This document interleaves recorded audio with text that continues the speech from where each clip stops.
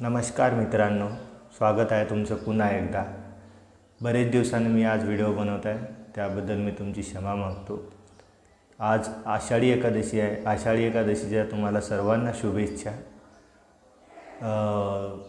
मी दोन ओळी म्हणून दाखवतो तुम्हाला। सुंदर ते ध्यान उभे विठेवरी, कर कटावरी ठेवूनिया, तुळशी हार गळा कासे पितांबर, आवडे निरंतर हेची ध्यान। विठ्ठलाचं हे सुंदर स्वरूप महाराजांनी वर्णन केलेले आहे या दोन ओळीत। ते विठ्ठलाचं स्वरूप पाहण्यासाठी आज लाखोची गर्दी पंढरपूरला जमा झालेली आहे आणि त्या गर्दींची सेवा करण्यासाठी जे लोक आहेत, खऱ्या अर्थानं विठ्ठल ते लोक पाहतात, जे लोक सेवा करू इच्छितात। खरा विठ्ठल हा प्रत्येक वारकऱ्यात असतो मित्रांनो।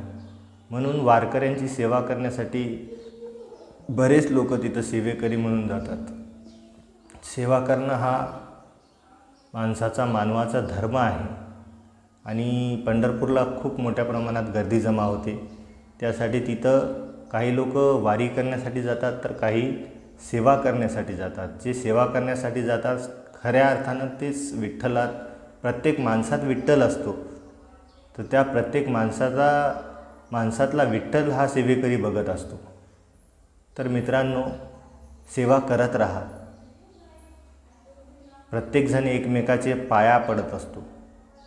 माऊली माऊली प्रत्येकाला म्हणत असतो, का तर प्रत्येकात विठ्ठल हा सामावलेला आहे। त्यामुळे मित्रांनो, सेवाभाव हा आपल्यात असलाच पाहिजे। जर आपल्यात सेवाभाव असेल तर आपल्यात प्रत्येकात ईश्वराचे दर्शन होईल। ईश्वराचं अस्तित्व कणाकणात आहे, म्हणून सेवाभाव स्वीकारा। तर पुन्हा एकदा तुम्हाला आषाढी एकादशीच्या खूप खूप शुभेच्छा।